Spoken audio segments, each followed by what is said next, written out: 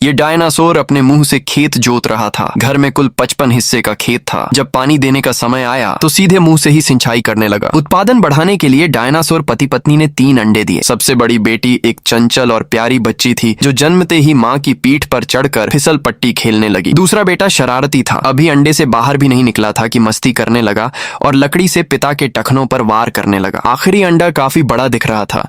दोनों को उम्मीद थी कि ये कोई बहुत बड़ा बच्चा होगा, लेकिन जैसे ही बेटे ने अंडे पर चोट की और अंडा फूटा, अंदर से एक बेहद छोटा सा बच्चा निकला। पिता ने उसका नाम आलो रखा। धीरे धीरे तीनों बच्चे बड़े हुए। भाई और बहन माँ बाप का खेत में हाथ बंटाने लगे, लेकिन छोटे कद का आलो सिर्फ मुर्गियों को खिलाने का काम कर पाता। मुसीबत ये थी कि मुर्गियां ही उसे दौड़ाकर मार देती, जिससे वो डायनासोर दुनिया का सबसे बड़ा मजाक बन गया। पिता ने बच्चों से कहा, जब बड़े हो जाओ तब अपने पैरों के निशान दीवार पर छोड़ सकते हो। धीरे धीरे भाई और बहन ने दीवार पर अपने निशान छोड़ दिए, लेकिन आलो अब भी मुर्गियों से धक्का खाता रहा।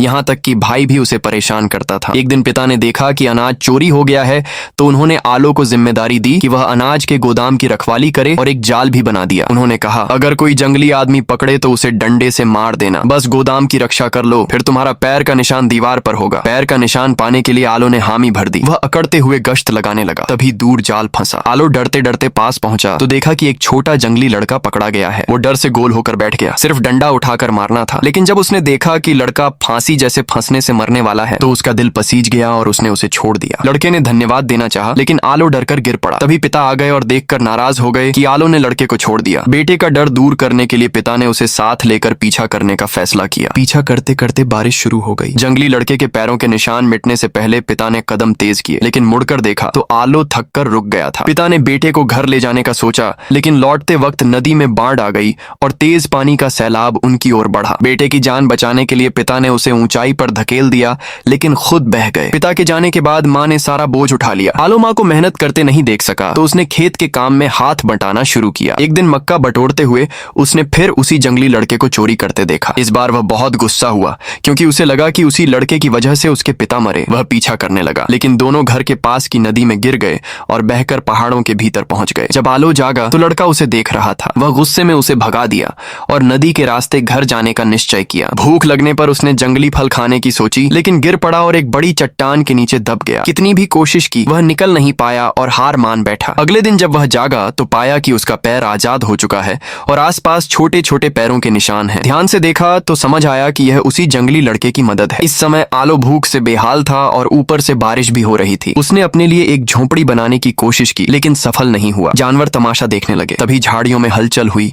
लड़का एक छिपकली लेकर आया ताकि आलो खा सके, लेकिन आलो ने मना कर दिया। फिर लड़का एक बड़ा कीड़ा लेकर आया और उसे मांस खाना सिखाने लगा, लेकिन आलो शाकाहारी था। वह कैसे मांस खाता? जब लड़के को यह समझ आया तो उसने फल ला कर दिए। आलो मुंह से मना करता रहा, लेकिन फल इतने स्वादिष्ट थे कि उसने खा लिए। आलो को तृप्त करने के लिए लड़का उसे पहाड़ की खतरनाक चट्टान पर फल तोड़ने ले गया। रास्ता खत्म होने पर वह आलो के पीछे जाकर उसके बड़े पैर को काटकर पुल जैसा बना दिया ताकि वह आगे बढ़ सके। पहले आलो नाराज हुआ, लेकिन जब उसने हिलती हुई फल की डाल देखी तो समझ गया कि लड़के का इरादा अच्छा था। वह फल खाने के लिए आगे बढ़ा, लेकिन लड़के ने खतरे की चेतावनी दी, जिसे आलो ने नजरअंदाज कर दिया। जैसे ही उसने फल काटा, एक जहरीला सांप गिर पड़ा और वह सांप के साथ नीचे गिर गया। सांप ने डरावना चेहरा बनाकर हमला करने की कोशिश की, लेकिन लड़का कूद पड़ा और अपनी फुर्ती से सांप को चकरा दिया। फिर मौका पाकर आलो ने एक ही झटके में काट लिया। इतना लंबा जंगली लड़का देखकर जहरीला सांप घबरा गया और भाग खड़ा हुआ। सांप के जाते ही लड़के ने आलो की ओर जीभ निकाली, फिर उसे साथ लेकर नदी के किनारे किनारे ऊपर की ओर चल पड़ा। घर लौटते समय उन्हें एक छोटा सा गिलहरी जैसा जीव मिला। लड़का खुशी से उसके पीछे भागा, लेकिन वह बिल में घुस गया। तब उसने जोर से बिल के अंदर फूंक मार दी। आलो को यह बड़ा मजेदार लगा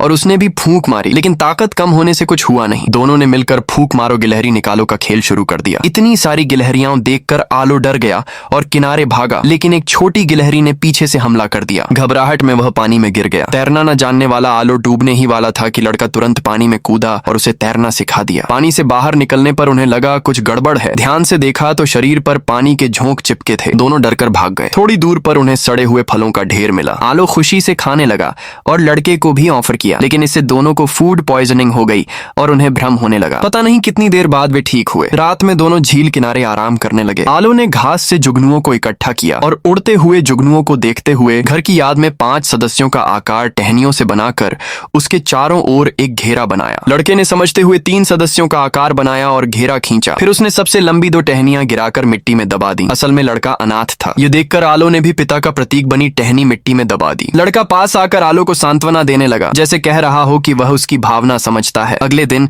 लड़का बुरे सपने से जागा और पेशाब करने गया। वह देखता है कि आलो उसे घूर रहा है। माहौल बेहद अजीब हो गया। लड़के ने शौचालय की जगह बदल ली। अचानक मौसम बिगड़ गया तो दोनों ने छिपने की जगह ढूंढ ली। तूफान थमने पर घर का रास्ता बताने वाली नदी गायब थी। कुछ उड़ने वाले पंखों वाले जीव ऊपर से गुजरे। आलो ने उनसे रास्ता पूछा। वे बहुत मीठे अंदाज में बोले कि मदद करेंगे, लेकिन पहले उन्हें तूफान के बाद फंसे छोटे जानवरों को बचाना है। पास ही एक गिरे हुए पेड़ के नीचे एक प्यारा सा जानवर फंसा था। पंखों वाले जीवों में ताकत कम थी तो आलो ने अपनी पूंछ से पेड़ तोड़ दिया, लेकिन तभी उनके नेता का चेहरा बदल गया। उसने उस प्यारे जानवर को एक ही बार में निगल लिया। आलो को समझ आया कि ये सब खतरनाक है। उन्होंने गंध से लड़के का पता लगाया और उसे खाने की कोशिश की, लेकिन लड़का फुर्तीला था। दौड़कर आलो की पीठ पर चढ़ गया। दोनों ने भागना शुरू किया। पीछे पंखों वाले जीव पीछा करते रहे। दूर एक शाकाहारी डायनासोर दिखाई दिया तो दोनों उसकी तरफ भागे मदद लेने, लेकिन पास जाकर देखा तो वह असल में एक जोड़ी टायरानोसोरस भाई बहन थे। दोनों डर के मारे भागना चाहते थे, लेकिन देर हो चुकी थी। टायरानोसोरस ने पंखों वाले जीवों को भगा दिया। आश्चर्य की बात यह कि वे डरावने दिखने के बावजूद बहुत अच्छे स्वभाव के थे। बातचीत से पता चला कि वे अपने पिता के साथ गाय चराने वाले चरवाहे हैं। तूफान में उनका झुंड बिखर गया था और वे ढूंढ रहे थे। तभी उनका पिता भी आ गया। आलो ने लड़के को उनके हवाले किया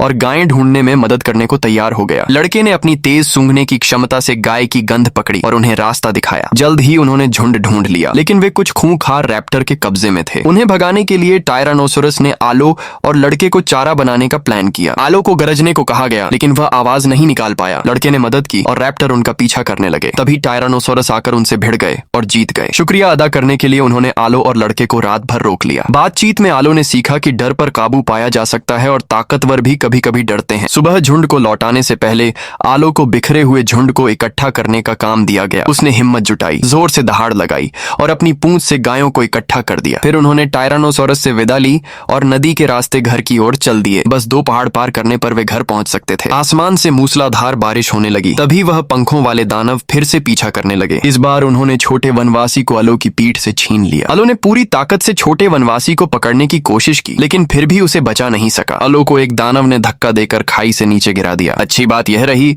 कि नीचे मौजूद पेड़ों की लताओं ने उसे संभाल लिया, लेकिन वे लताएं उसमें उलझ गईं और ऊपर से गिरते पत्थर ने उसे बेहोश कर दिया। जब उसकी आंख खुली तो उसने देखा कि उसके पिता ने उसे बचाया था। पिता उसे घर ले जाने का इरादा कर रहे थे। तभी आलो को याद आया कि छोटा वनवासी अभी भी खतरे में है। उसने जोर से पिता को रोकने की कोशिश की, लेकिन पिता को उसकी आवाज सुनाई नहीं दी। उसने यह भी देखा कि पिता के पैरों के निशान जमीन पर नहीं थे। तभी आलो को समझ आया कि वह सपना देख रहा है। पिता ने उससे कहा, वह यहाँ नहीं है, लेकिन छोटे वनवासी को मेरी जरूरत है। मैंने जो कुछ भी तेरे साथ हुआ उसका दोष उस पर डाला था, लेकिन यह उसकी गलती नहीं थी, इसलिए मुझे उसकी मदद के लिए जाना होगा। यह कहकर पिता बारिश में धीरे धीरे ओझल हो गए। सपने से जागने के बाद अल्लो ने पूरी ताकत से दौड़ लगाई। अब वह समझ चुका था कि डर को कैसे हराया जा सकता है। जिसे हम प्यार करते हैं उसके लिए बहादुरी से लड़कर। आलो छोटे वनवासी की चीखों का पीछा करते हुए नदी किनारे पहुंचा। इस बार उसने जरा भी देर नहीं की और सीधे 2 पंखों वाले दानवों को पानी में धकेल दिया। बाकी के दानव गुस्से में आलो पर हमला करने लगे, लेकिन आलो ने सूझबूझ से अपनी पूंछ से पेड़ का तना तोड़ दिया और 2 और दानवों को भी पानी में गिरा दिया। अब बस दानवों का सरदार बचा था। आलो ने एक जोरदार दहाड़ लगाई जिससे वह डर गया। तभी छोटे वनवासी ने झपटकर उसका पंख तोड़ दिया। सरदार को अपनी हार का अंदेशा हो गया